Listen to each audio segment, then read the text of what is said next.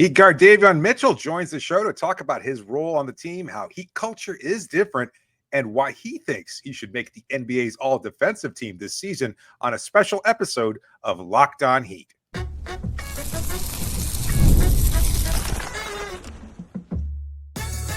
You are Locked On Heat, your daily Miami Heat podcast, part of the Locked On Podcast Network, your team every day. All right, welcome to Locked On Heat, your daily podcast on the Miami Heat. Whether you're tuning in on YouTube or your favorite podcast app, thanks for making Locked On Heat your first listen every day. I'm Wes Goldberg here with David Ramil. Both of us are credentialed Heat media members who cover this team every day. Really excited for today's show. We're going to be joined by Davion Mitchell here in a second. We're going to ask him about the Heat's win streak, the realities of playing defense in the NBA, and his thoughts on Heat culture and Defensive Player of the Year. Let's jump in.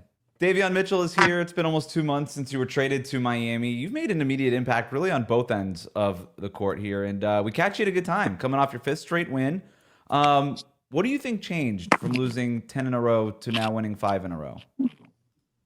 Yeah, I mean, I would say that the first, it's pretty hard to kind of have chemistry, especially halfway during the season.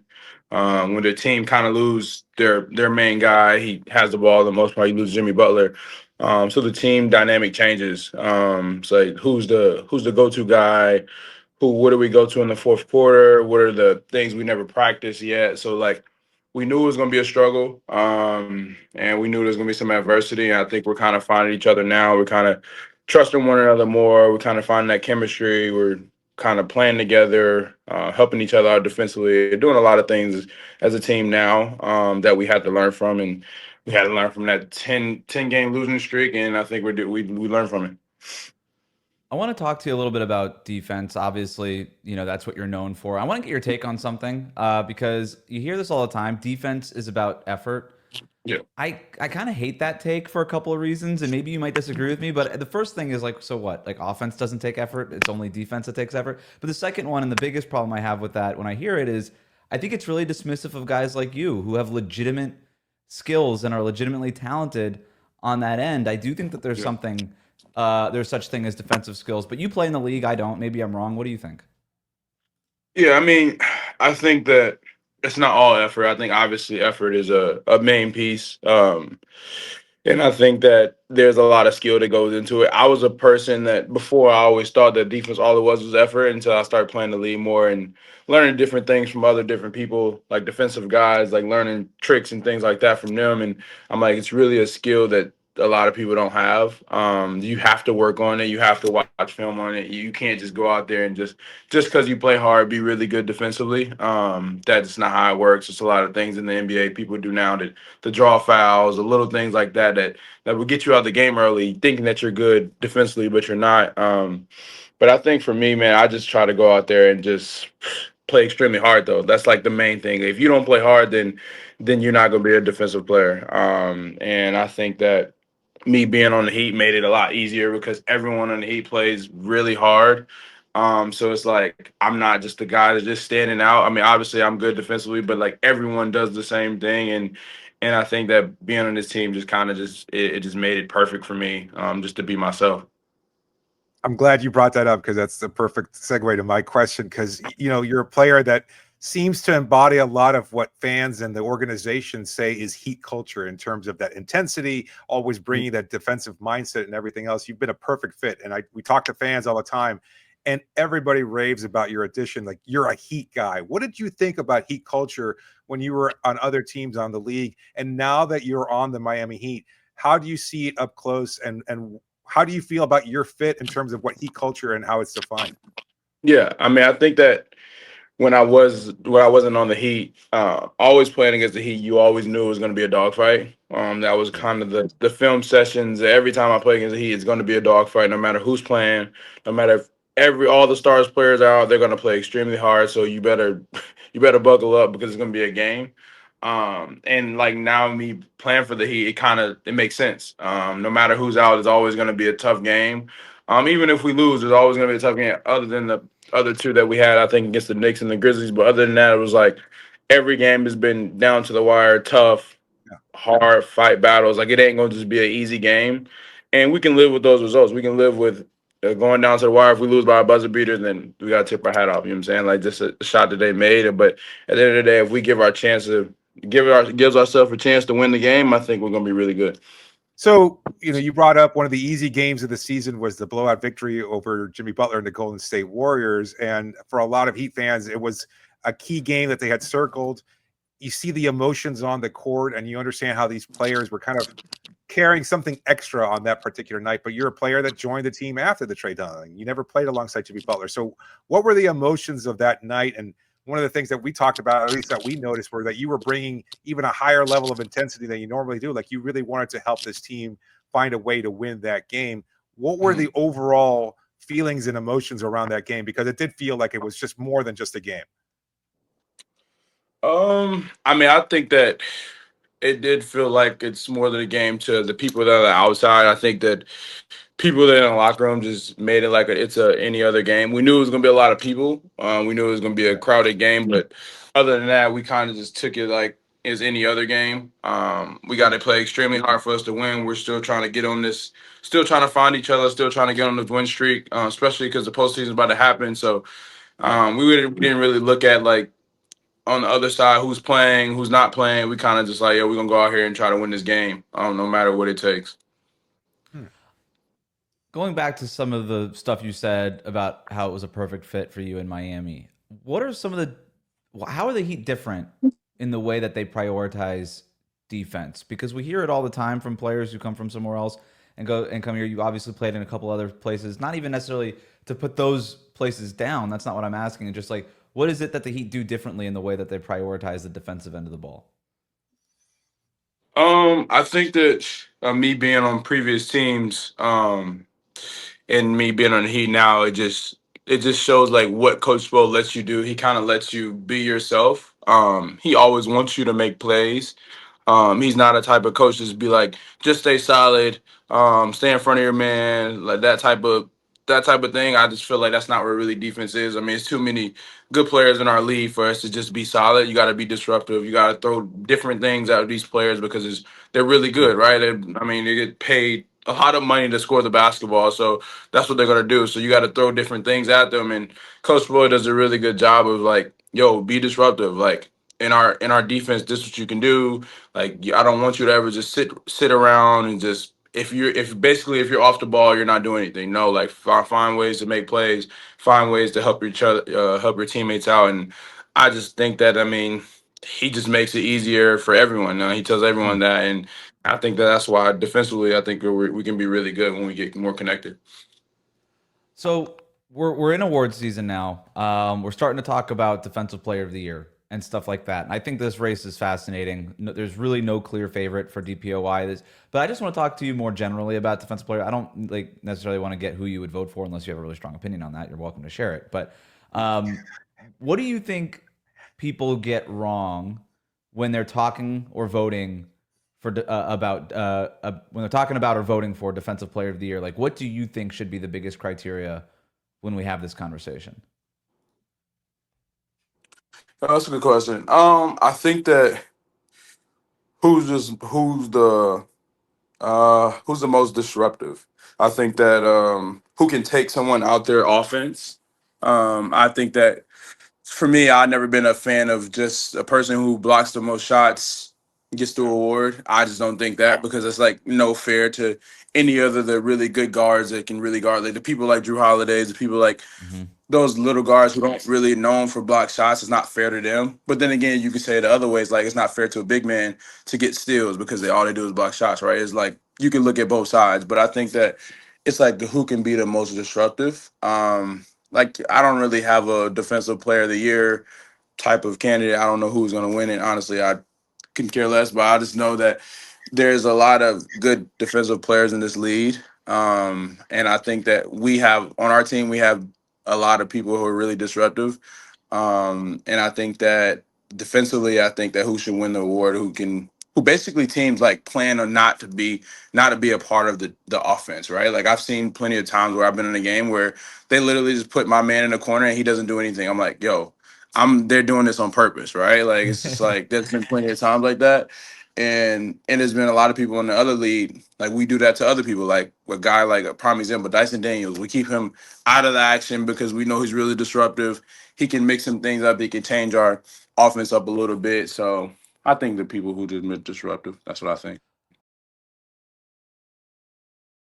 Today's episode is brought to you by Prize Picks. Baseball season's in full swing, and there's no better way to get in on the action than with Prize Picks, the best place for daily fantasy sports. With Prize Picks, you pick more or less on at least 2 player projections, and if you're right, you can win up to 1,000 times your cash.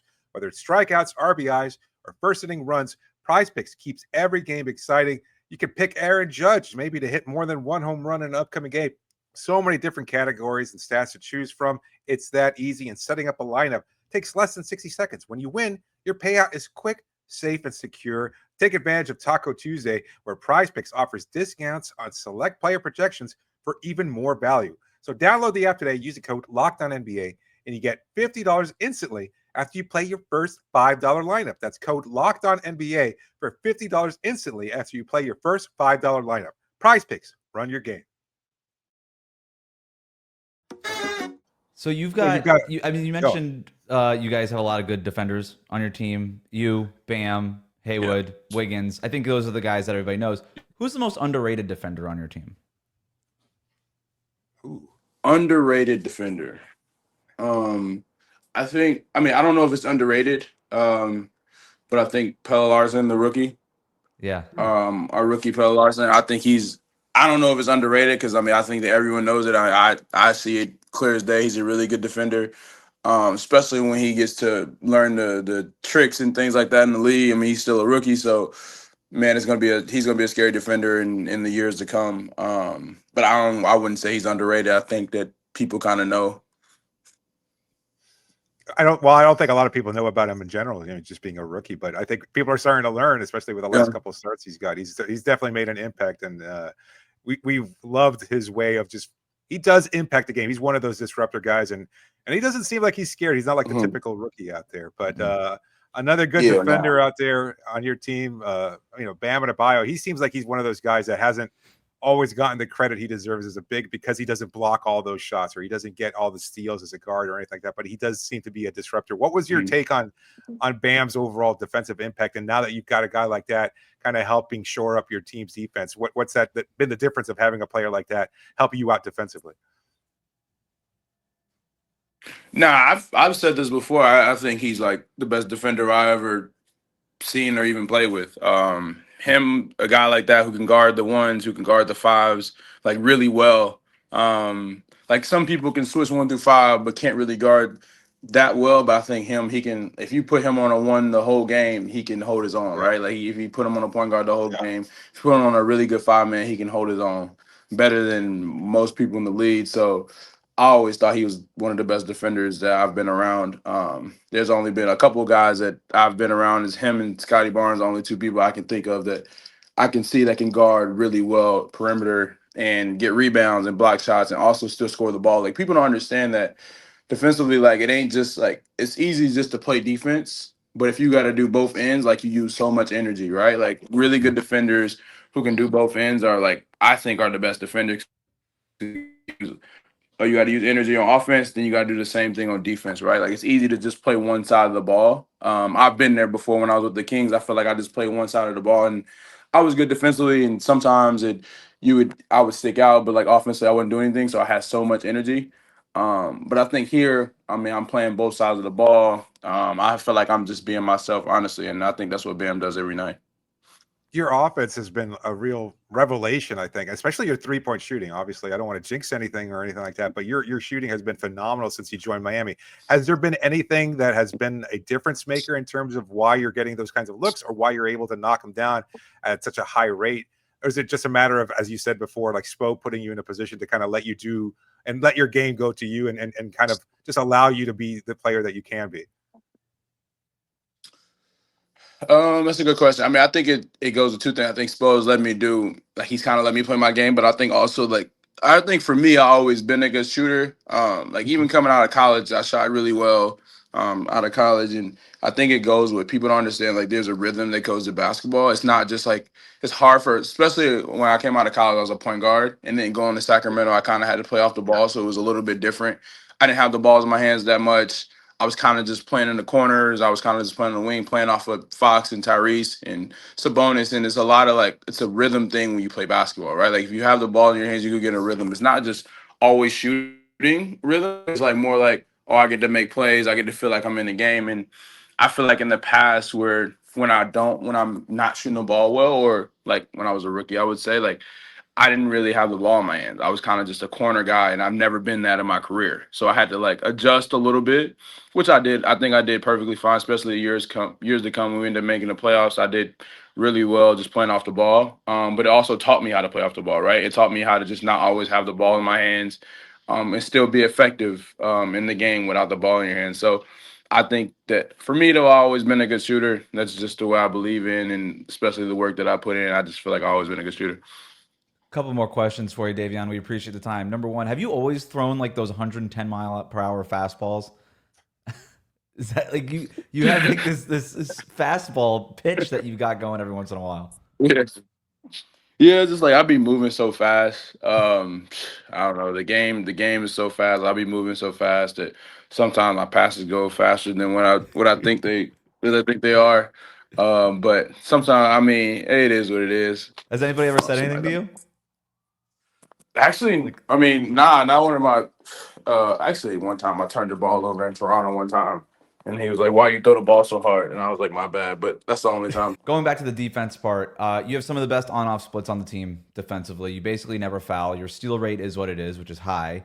I think the never fouling, I think is a really underrated part of defense overall. Is your goal to be on an all-defensive team, and do you think you should be considered this season?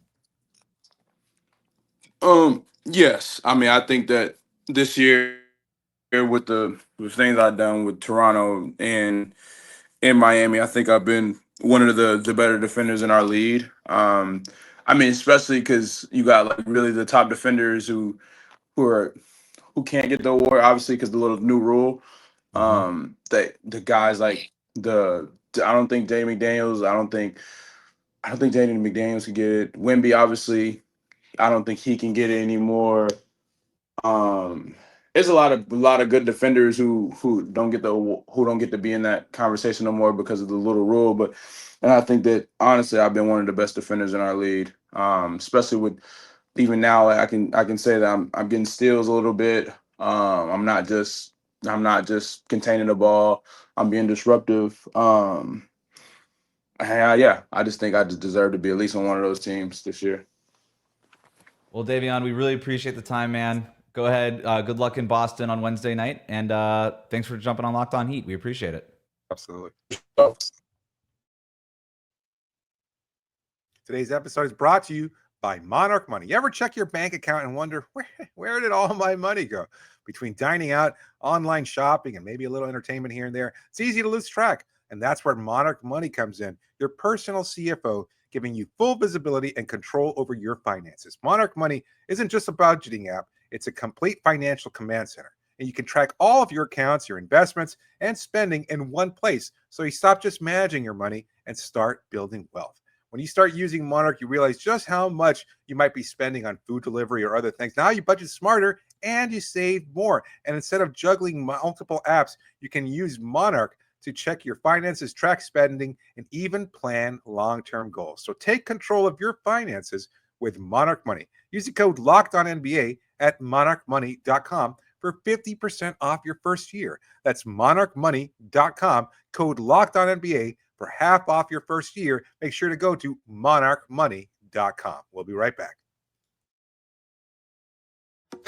Thanks for making Locked On Heat your first listen every day. The best way to support the show, like and subscribe on YouTube. Follow us on your favorite podcast app. We just heard from Davion Mitchell. Great interview. Really excited for the opportunity to talk with him and share that conversation with all of you guys from his hotel in Boston. But David, when I think about that conversation, the biggest takeaway, or maybe not the biggest takeaway, but the quote that I think stood out to me was the fact that Bam, even before he got to the Heat, he said that Bam was the best defender he's ever seen, and is the best defender he's ever played with. It was him and Scotty Barnes were the only people in that conversation.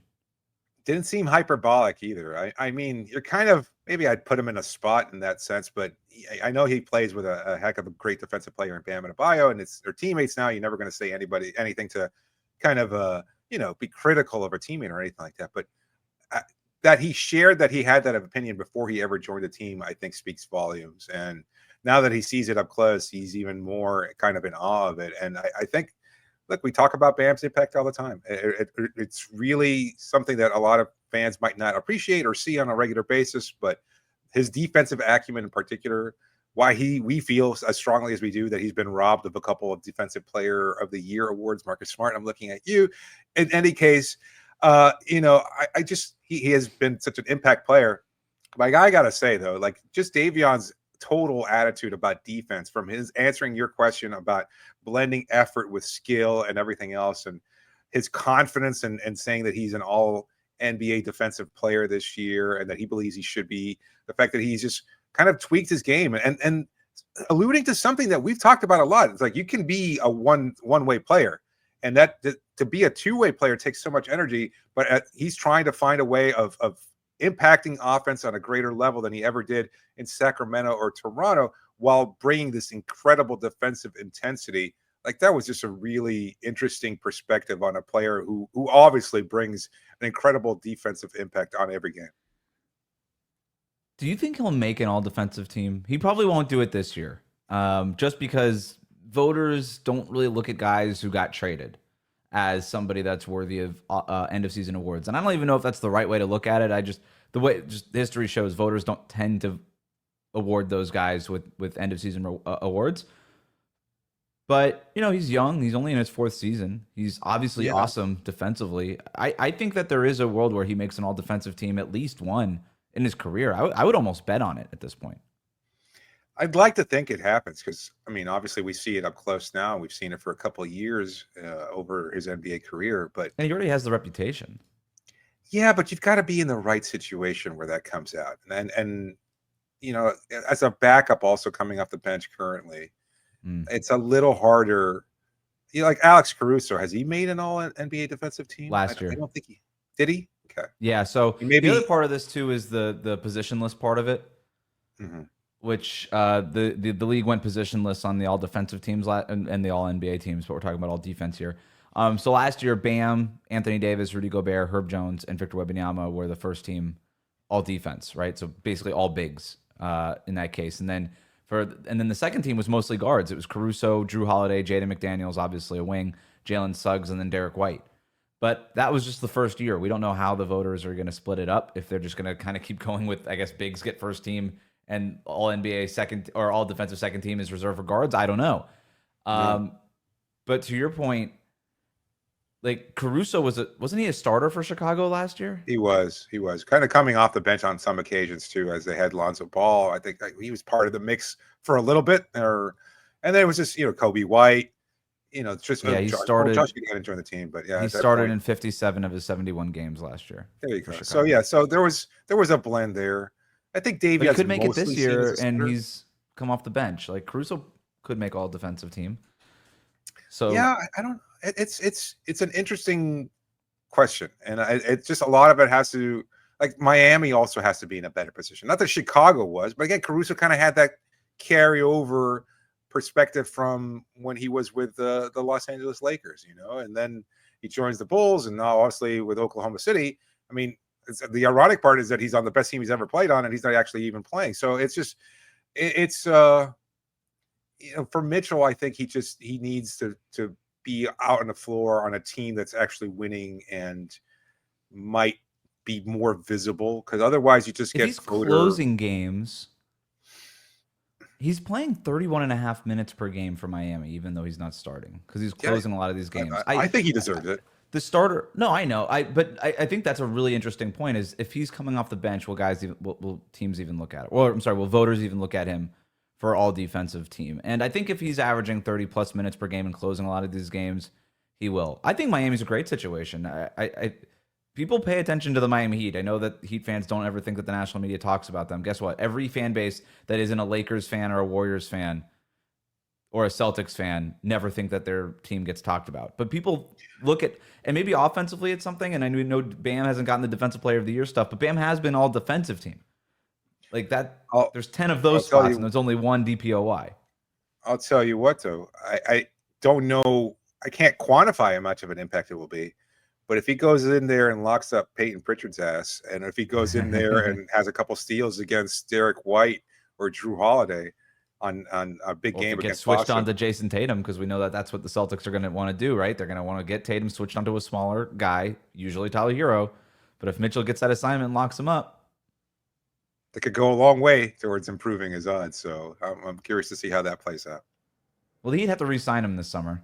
You and I have talked enough about it. We didn't ask Davion about it, but I've asked Davion about it in private, and he's giving you the predictable answer of we'll cross that bridge when we get to it, which is fine. That should be the answer. I'm totally okay with it. And he's been asked that in press conferences, and he's basically given the same answer. So I didn't think it was. I don't know about you, but I didn't even consider asking him because I was just like, he's not going to answer the question. He's not going to. No, yeah. He's going to say, obviously, I want to be here, and then we're going to move on. Like, he's not going to sign his contract while on the podcast with us. That would be a first. And yeah, no, I totally get it. Like, you have to understand it. I know a lot of fans are kind of curious about it and hoping that he'll re-sign with the team, and for good reason. But he can't address that. That's an off-season conversation. He obviously wants to be here, and that's all he knows right now. That's all he can control.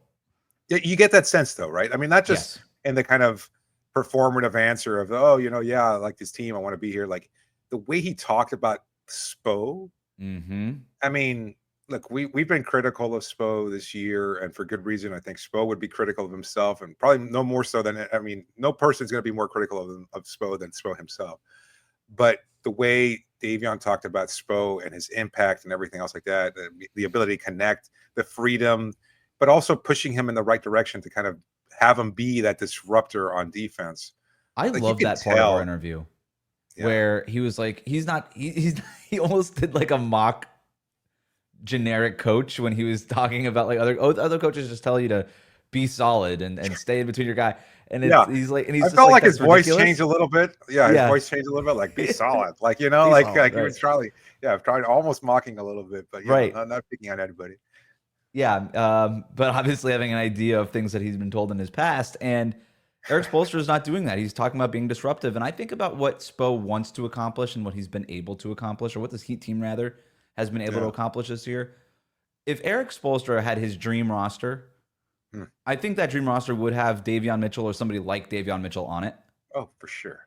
And I think they would play defense like the Thunder do. Causing a lot of turnovers, wreaking havoc.